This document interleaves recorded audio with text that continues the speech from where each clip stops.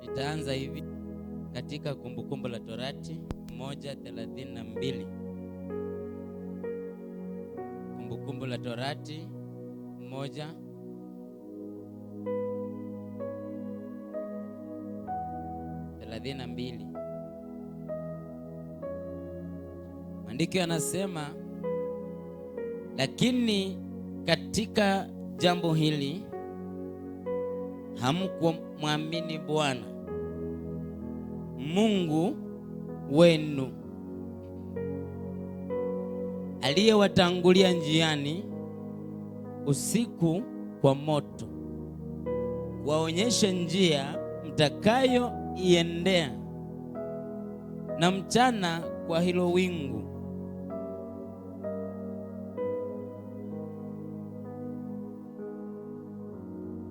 Kumbukumbu la Torati 1:32. Lakini katika jambo hili hamkumwamini Bwana Mungu wenu aliyewatangulia njiani usiku kwa moto, kuwaonyesha njia mtakayoiendea,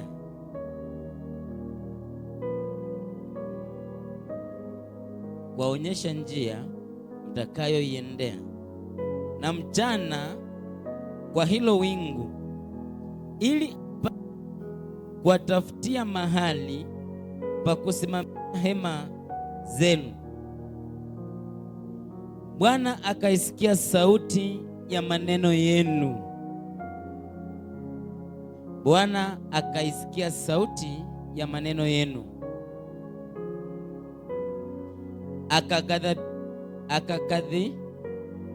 akakadhibika, akaapa akasema, hakika yangu hapana mmoja miongoni mwa watu hawa wa kizazi hiki kibaya atakayeiona nchi hiyo nzuri niliyoapia baba zenu kuwapa.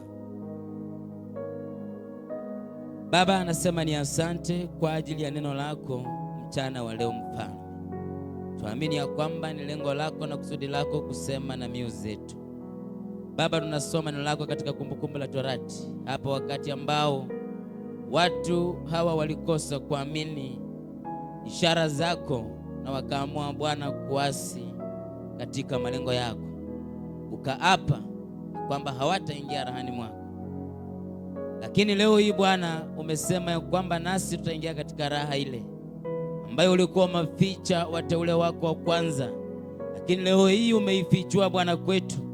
Naomba ya kwamba neno hili Baba linaposhuka ndani ya mioyo yetu, maisha yetu yasiwe yalivyo tena, maisha yetu yakabadilishwe, hali zetu zikabadilishwe, imani zetu zikabadilishwe. Bwana, ondoa ugumu wa mioyo, ondoa uzito wa masikio.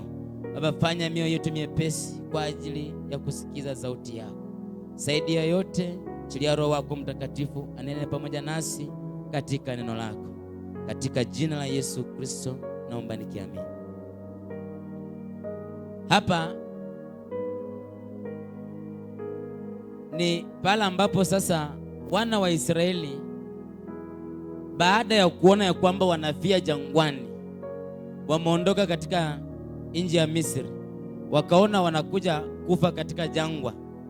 Kuna maneno walionung'unika mbele za Mungu na mbele za Musa, iliyosababisha Mungu akaapa kwa hasira ya kwamba hawataingia rahani mwake. Haleluya! Na katika hili ndilo lililosababisha kuteseka na kuishi katika uzito na ugumu katika jangwa. Vile vile katika Agano Jipya ndio Yesu Kristo aje, Mungu aliona wanadamu tumeishi katika manunguniko, tumeishi katika mateso na kutokuamini. Bwana Yesu asifiwe. Tukawa watu ambao hatumwamini Kristo, vile ambavyo hao walikosa kuamini maneno ya Mungu, na huu ukawa upungufu wa Agano la Kale. Sasa Bwana akaapa ya kwamba hawataingia rahani mwangu katika kizazi hiki kibaya Mungu alikasirika. Haleluya. So nasi leo hii tumewekwa tofauti na wale watu wa Agano la Kale. Tumewekwa tofauti, tumefananishwa na watu ambao tumemwona Kristo, tumeshuhudia Kristo katika Agano Jipya, ya kwamba sasa sisi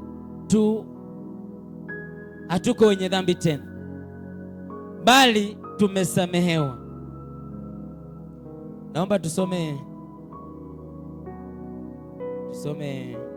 Warumi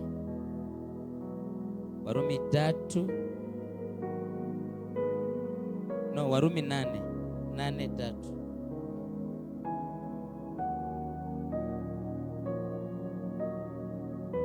Soma Warumi 8:3.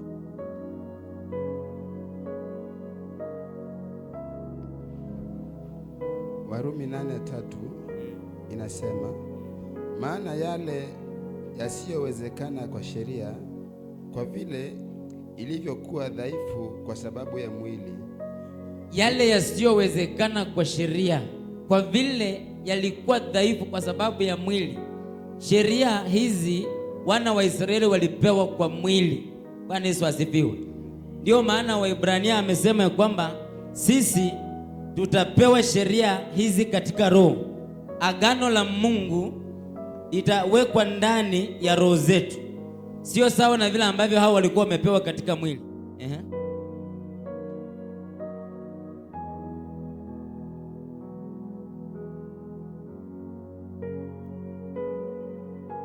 Warumi 8:3.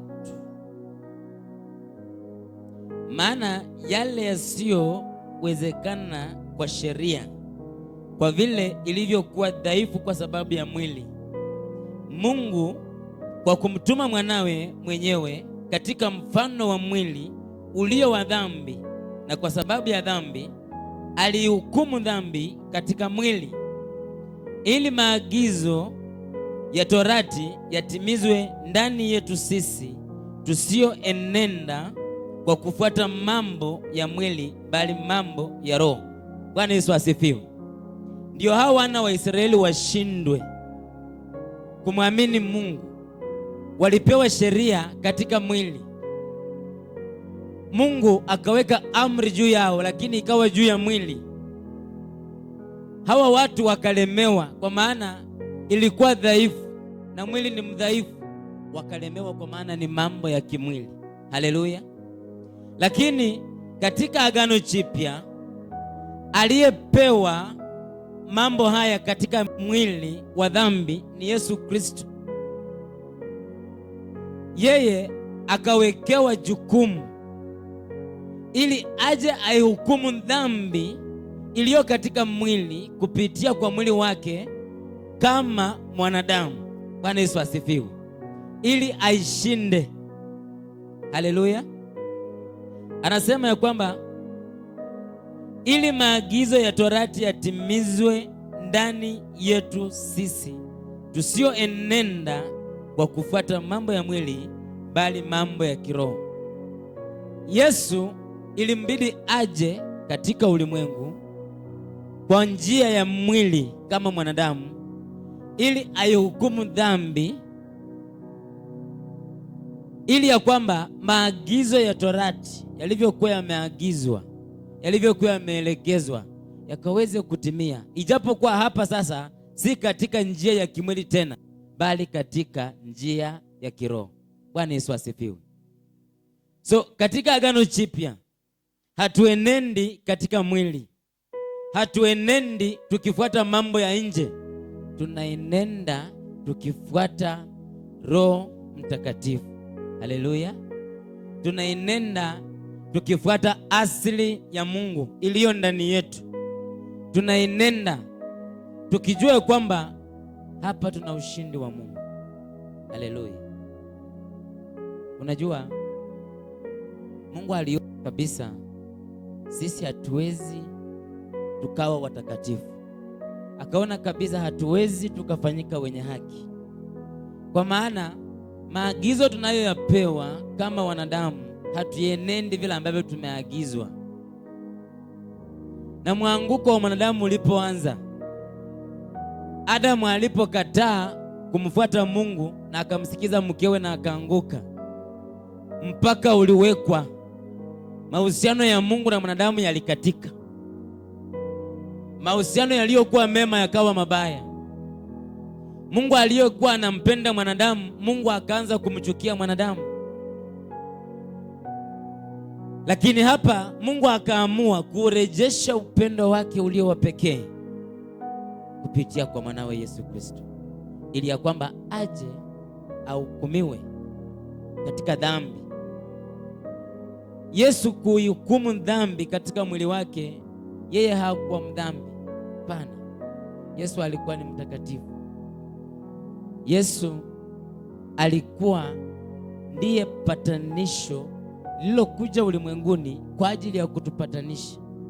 Ndiyo maana Paulo amemwita kuwa Pasaka, kwa maana alipotolewa kuwa sadaka kwa ajili yetu, mambo yote yalibadilika, mambo yote yalikuwa mapya.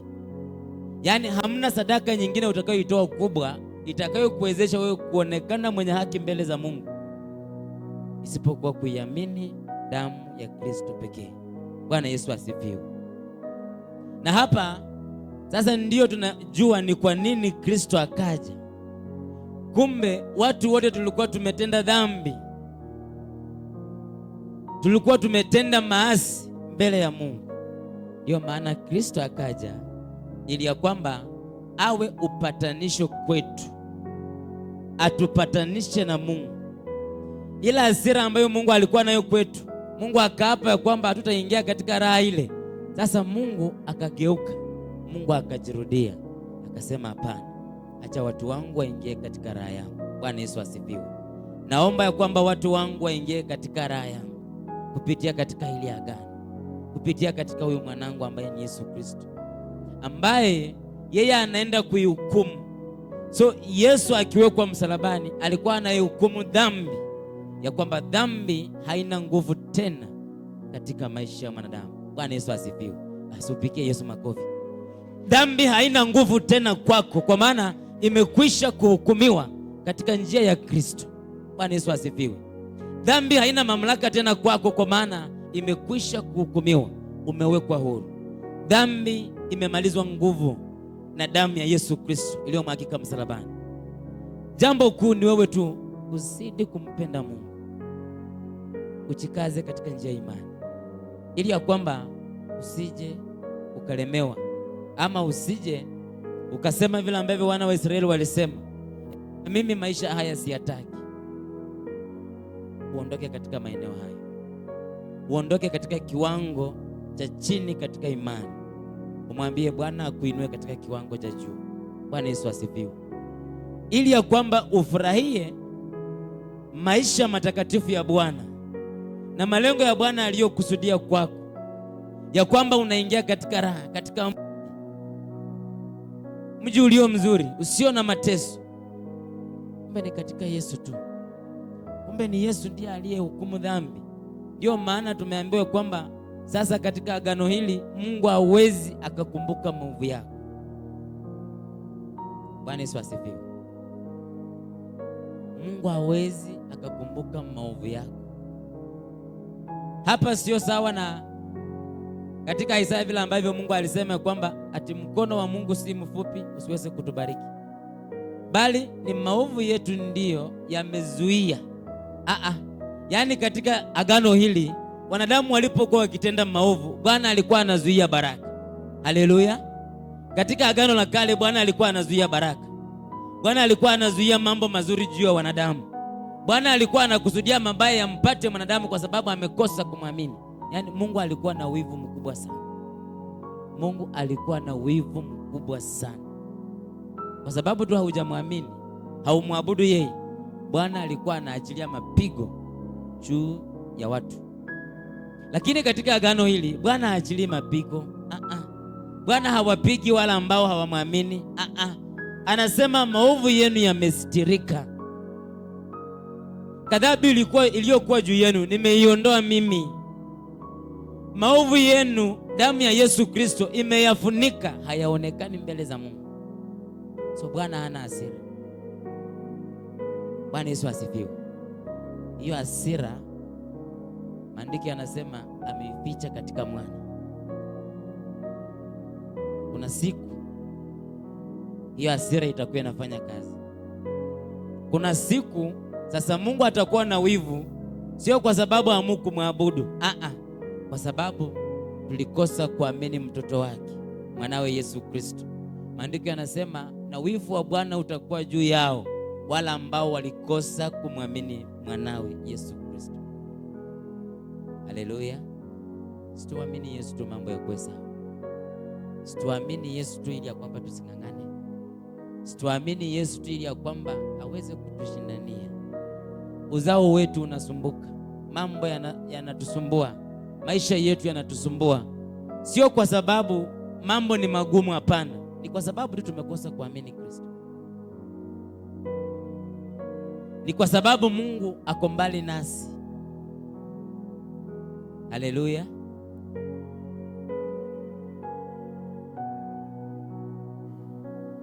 Waebrania 4.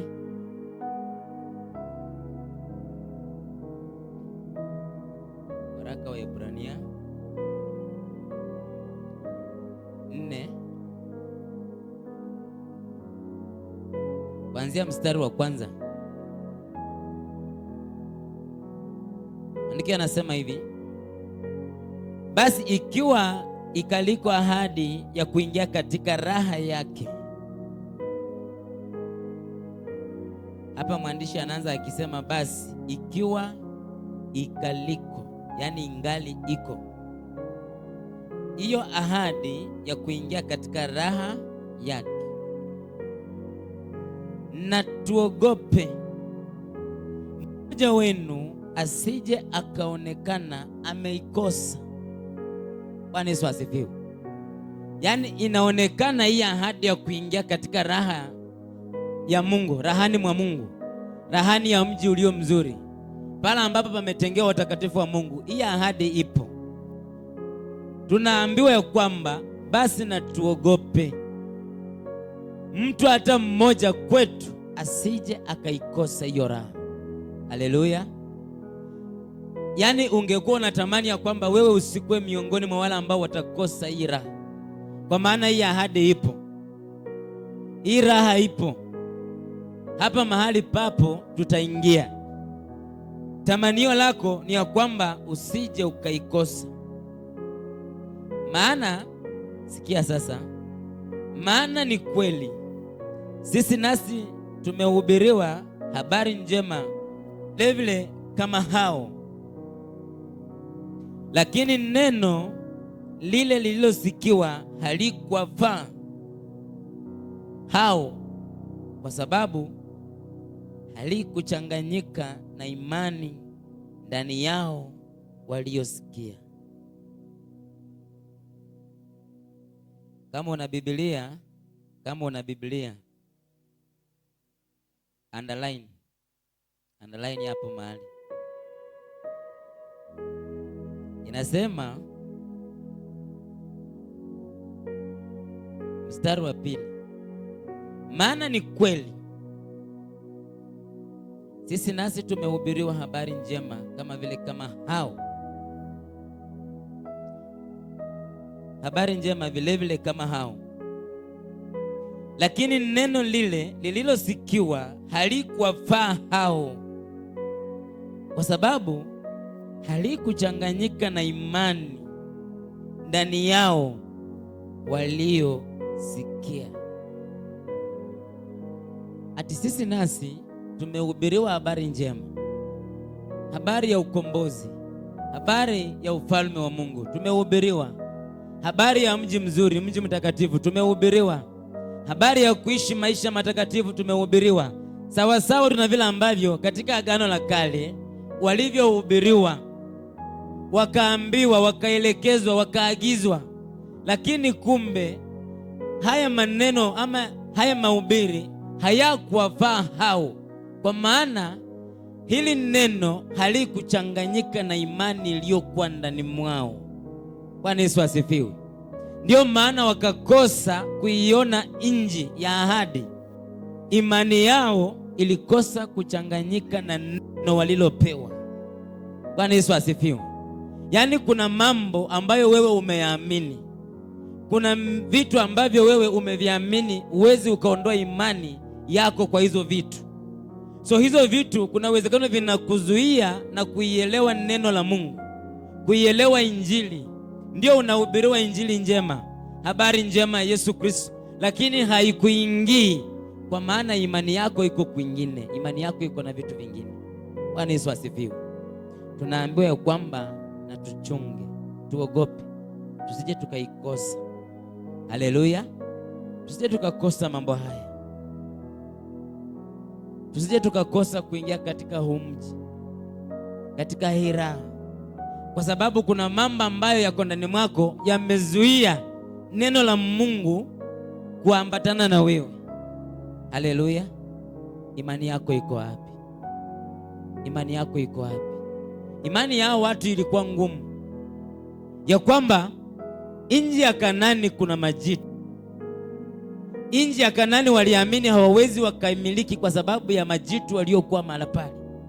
Imani yao ikatoka hapo. Haleluya. Musa anapowapa habari za Mungu, hao wanajua huko hatuwezi tukaenda.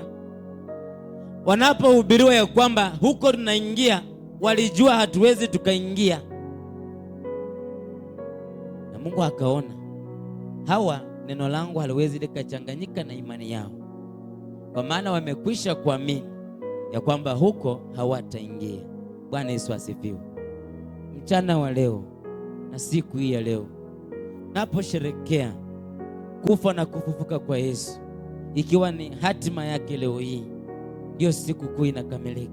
Mpendwa, ni vema ukaambatane katika imani yako, ili ya kwamba Mungu aweze kukustiri wewe, ili ya kwamba Mungu aweze kukukumbuka wewe na nyumba yako, ili ya kwamba Mungu akumbuke uzao wako. Ni vema iwe ya kwamba imani yako inachanganyika na neno la Mungu, yaani unaamini habari za Mungu. Bwana Yesu asifiwe. Hii Pasaka isiwe Pasaka kama Pasaka zingine. Haleluya. Hii Pasaka inapotamatika, mambo yakawe mapya kwako, mwamko uwe mpya. Yaani ukaanze safari ni kama ulikuwa umechelewa, lakini ni katika njia ya imani. Unajibidisha katika imani, unafanya juhudi zote katika imani, ili ya kwamba lengo ni moja tu, sadaka ya Yesu Kristo kwa ajili ya dhambi isiwe ilikuwa bure. Bwana Yesu asifiwe, bali iwe ya maana na manufaa katika maisha yako. Haleluya. Maana sisi tulioamini tunaingia katika raha ile, kama vile alivyosema. Anasema hawa watu hapa ati walikosa kuelewa, na hiyo injili haikuwafaa kwa sababu imani waliokuwa nayo ilizuia neno la Mungu kuingia ndani mwao. Lakini sasa tulioamini tunaingia katika raha ile. Wewe ambaye umeamini lazima uingie lile lango ambalo Bwana amefungua, ni lazima uingie, kwa maana umekwisha kuamini. Bwana Yesu asifiwe. Naomba ya kwamba neema hii ambayo Bwana aliachilia na ushindi huu ambao Bwana aliachilia uwe katika maisha yako. Bwana Yesu asifiwe. Hii Easter inapotamatika, iwe Easter ya ushuhuda ya kwamba mimi, ijapokuwa nilikuwa na yumba, nilikuwa na mashaka, nilikuwa na hofu, lakini katika ukumbusho wako siku hii hakika sitoisahau. Bwana Yesu asifiwe. Kwa maana Bwana anaenda kufanya mambo yasiyo ya kawaida, mwanzo mpya, mwamko mpya. Mambo yanakusumbua Bwana anaenda kuyaondoa, kwa sababu umeamini katika sadaka yake alivyotolewa. Na sio tu ya kwamba ni katika dhambi, mambo mengi katika ulimwengu wa kiroho Yesu aliyafanya kupitia kwa sadaka yake. Bwana Yesu asifiwe. So ni lazima tutambue kwamba siku ambayo tunakosa kumwamini au siku ambayo tunageuka tunaacha kuamini Kristo, ndio siku ambayo Bwana anaangalia. Ni huzuni ulioje mtu ambaye nimempa mwelekeo namna ya kupata vitu, lakini hiyo njia ameikataa. Bwana anasikitika sana.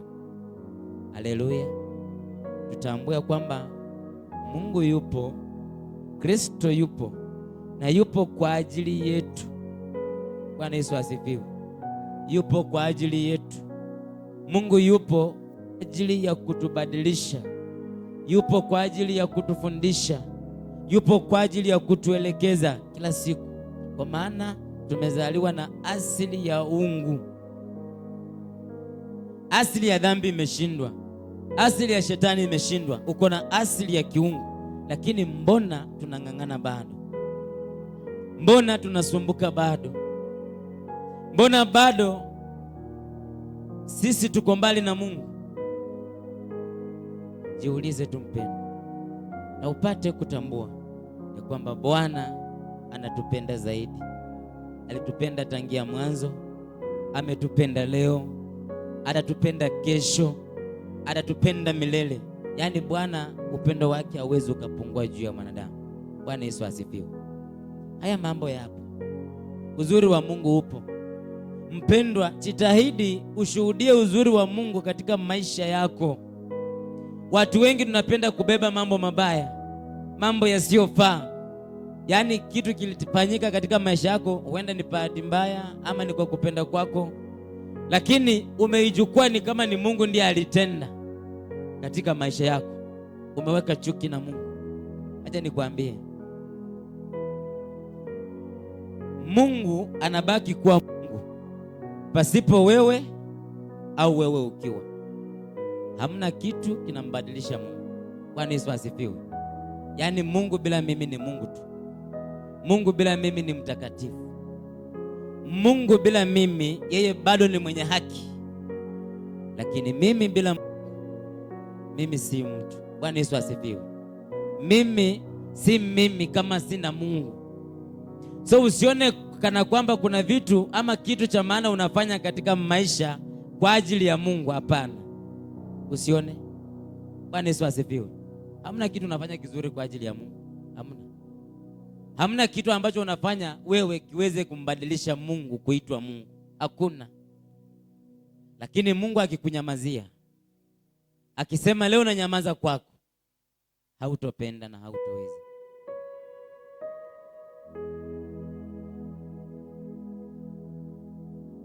Mioyo yetu iende kwa Bwana. Bwana Yesu asifiwe. Mioyo yetu muendee Bwana. Mioyo yetu imulilie Bwana. Kuna mambo mengi yanaharibika, mambo mengi hayendi vizuri, ni kwa sababu mioyo zetu hasimkimbilii Bwana.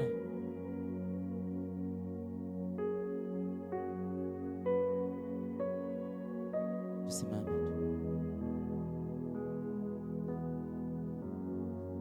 Mungu anatupenda. Mbona tusimpende kwa mioyo yetu? Mungu anatujali. Mungu anatupigania. Mbona tusimpende kwa mioyo yetu? Mbona tusimpokee kwa njia isiyo ya pekee, kwa vile ambavyo tu alitupokea sisi, akatoa maisha yake kwa ajili yetu, akatufanya sisi kuwa wenye haki, wala sio wenye dhambi tena. Vile ambavyo tumesimama hivyo tu, naomba tusome Wakorintho wa pili.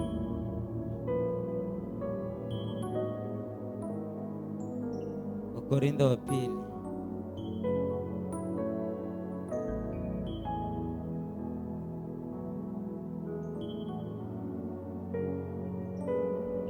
Tumefanyika kuwa wenye haki.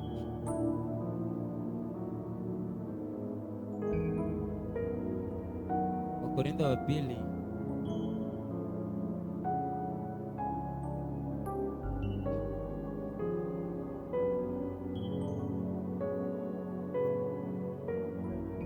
tano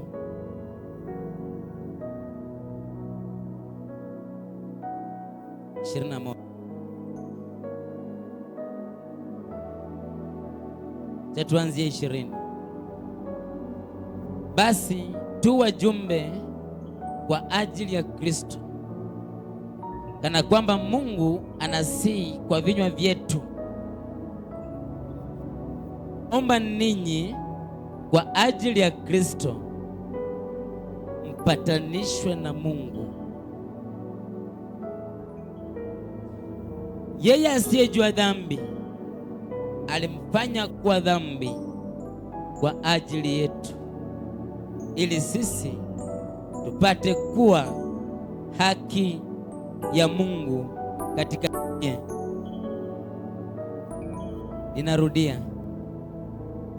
Basi tu wajumbe kwa ajili ya Kristo, tu wajumbe kwa ajili ya Kristo, kana kwamba Mungu anasihi kwa vinywa vyetu. Twaomba ninyi kwa ajili ya Kristo mpatanishwe na Mungu. Yeye asiyejua dhambi ambaye ni Kristo, Mungu alimfanya kuwa dhambi huyo Kristo kwa ajili yetu, ili sisi tupate kuwa haki ya Mungu katika yeye.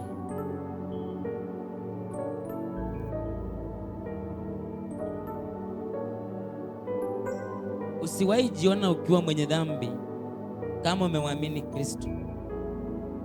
Usiogope kumwendea Bwana kwa sababu wewe ni mwenye dhambi, kwa maana Kristo yupo kwa ajili yako.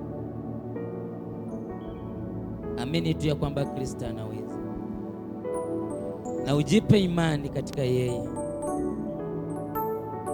Ndani ya vinywa vyetu Mungu anatusihi tuwe wajumbe wa Kristo kwa ajili ya kueneza uzuri wake, wema wake, upendo wake.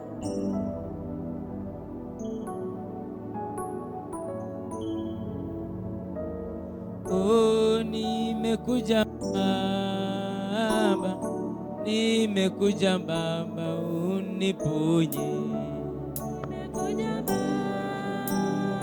Oh, nimekuja Baba, uniponye. Nimekuja Baba, nimekuja Baba, uniponye. Nimekuja Baba,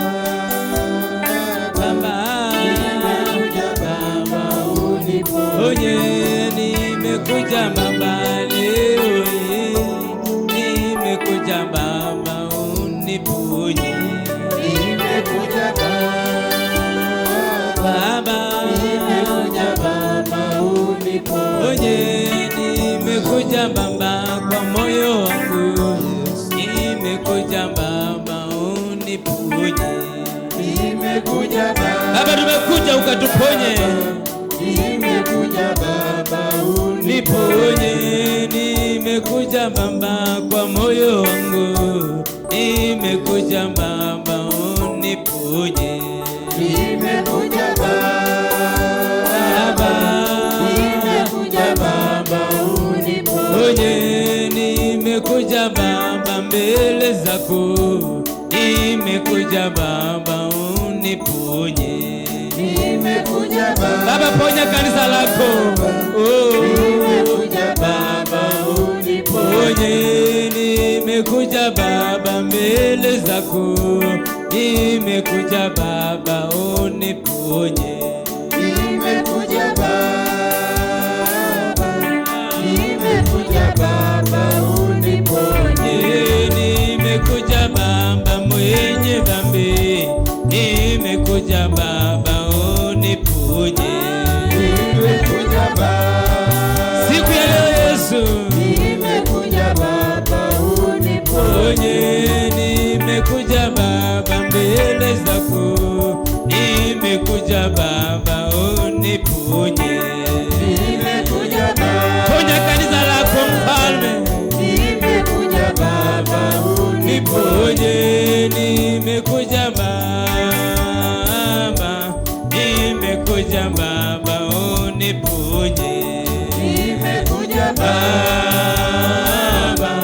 nimekuja Baba uniponye. Maisha yangu nayaleta kwako, nimekuja Baba, oh yaponye. Nimekuja Baba, nimekuja Baba, uniponye, na watu wako na waleta kwako. Nimekuja Baba, oh waponye. nimekuja Baba, Nimekuja Baba, uniponye, watu wako na waleta kwako. Nimekuja Baba, oh waponye. nimekuja Baba, Nimekuja Baba, uniponye, huduma yangu Bwana Yesu leo naileta kwako, iponye. nimekuja Baba, nimekuja Baba, uniponye, kanisa lako Baba nalileta kwako, liponye. nimekuja Baba, nimekuja Baba, uniponye, watoto wangu Baba nawaleta kwako, waponye. nimekuja Yesu, nimekuja Baba, uniponye. Nimekuja Baba, nimekuja Baba, uniponye. nimekuja Baba, nimekuja Baba, uniponye, kanisa lako Baba Yesu wetu walileta kwako, uliponye. nimekuja Baba, nimekuja Baba, uniponye, huduma zetu Baba twazileta kwako, uziponye. nimekuja Baba, nimekuja Baba, uniponye Baba, Baba, Baba uniponye, Baba, Baba, Baba uniponye, oh yaponye Baba, Baba uniponye, oh waponye watu wako Baba uniponye, kanisa lako uliponye, Baba uniponye, maisha yetu yaponye Baba uniponye, Baba, Baba, Baba uniponye, Baba, Baba, Baba uniponye, oh waponye watu wako Baba uniponye, oh iponye mioyo zetu, Baba uniponye, kanisa lako uliponye, Baba uniponye, oh watu wako waponye, Baba uniponye, ponye Baba, uniponye, Baba niponye Baba, uniponye, ponye Baba, uniponye, Baba uniponye, ponye Baba, uniponye, niponye Baba, Baba, oh Baba, Baba, ponye Baba, Baba, Baba, Baba, oh waponye watu wako, oh Baba, uniponye, oh uniponye mwenye dhambi, ponye Baba, uniponye. Mwambie Yesu, njoo kwangu uniponye. Mwambie Yesu, ninakuita Bwana uniponye. Nahitaji uponyaji wa kiroho, sihitaji uponyaji wa kimwili. Ninakuomba Bwana uyaponye maisha yangu ya kiroho. Ninakuomba Bwana uliponye kanisa lako. Kanisa lako linaungua, kanisa lako Bwana linateketea. Yesu, jioni ya leo, mchana huu twaja mbele zako Bwana, tunahitaji uponyaji wako, tunahitaji uponyaji wako Masia, tunahitaji uponyaji wako Jehova Jire. Ambia Bwana, nimekuja mbele zako, niko mikononi pako, ninahitaji uponyaji wako Bwana, kama vile ulivyotolewa kuwa sadaka kwa ajili ya dhambi. Leo hii Mungu wangu, naja mbele zako katika hiyo imani ya kwamba mimi ninabadilishwa, ninaanza mwanzo mpya, ninaishi maisha mapya, ya kwamba sitabaki vile ambavyo nimekuwa. Mambo ambayo yameharibika katika maisha kwako, katika uvuvio wako, ya kwamba unayabadilisha Masia, unayabadilisha Baba yangu, yaliyokuwa magumu yanakuwa mepesi, yaliyokuwa mazito yanakuwa mepesi, niliyokuwa mandani unaenda kunikwamua. Ambia Yesu, ninakuja kwako, niponye, ukaponye huduma yangu, ukaponye Jehova Jireh. Baba, ponya ndoa, Baba, ponya watu, wanaponya taifa lako, wanaponya kanisa lako, hata watumishi wako Yesu, ukawaponye, ukaachilie mwanzo mpya, ukaachilie mwendelezo mpya, ukaachilie ushindi wako Bwana katika watu wako ambao tunalemewa Yesu, kwa ajili yako kuamini. Ai Yesu, ukatupe nguvu katika hiyo imani, ukatupe uwezo wako Bwana, ukatuwezeshe wewe Yesu, ukatuwezeshe Mfalme Yesu, ukatuwezeshe Baba yetu Bwana, ukatuwezeshe wewe Baba, ukatuwezeshe Mungu wetu Bwana, ukatuwezeshe Jehova Jireh Bwana, ukatuwezeshe Masia Baba, tuwezeshe mchana wa leo Baba, tuwezeshe mchana wa leo Yesu, tuwezeshe mchana wa leo Baba, tuwezeshe mchana wa leo Baba, tukumbuke, kumbuka kanisa lako Bwana, kumbuka watu wako Mfalme, kumbuka watu wako Masia Bwana, wakumbuke tu Yesu, wakumbuke tu Bwana, wakumbuke, kumbuka watoto, kumbuka wamama, kumbuka wazee Bwana, wakumbuke, watie Bwana nguvu zako, watie Yesu upako wako, watie moto wako, watie moto wa Roho Mtakatifu, watie moto wa Roho Mtakatifu wanapotembea katika njia ya imani, wawe na ushujaa, wawe na ujasiri katika hiyo imani. Tunaomba Bwana wa majeshi, kwa uwezo wako na kwa nguvu zako, wewe ni Mungu unaweza, Mungu unaitosha ndani ya maisha yetu. Tawala sasa Bwana, tawala Mfalme, Baba, ponye, ponya maisha yao Bwana Baba, ponya kazi za watu wako Bwana, waponye huyo mdogo, ponya huyo mkubwa Baba, waponye, achilia uponyaji, achilia uponyaji ndani ya roho zao, ndani ya maisha yao, ndani ya ndoa zao, ndoa zilizoharibika, zinazoelekea kuharibika kwa mipango ya Shetani. Tunatangaza uponyaji, tunatangaza uponyaji, tunatangaza uponyaji. Ngine kazi zao Shetani amekusudia ya kwamba zikaharibike, hapana, tunatangaza urejesho, tunatangaza urejesho kwa damu ya Yesu Kristo iliyomwagika msalabani.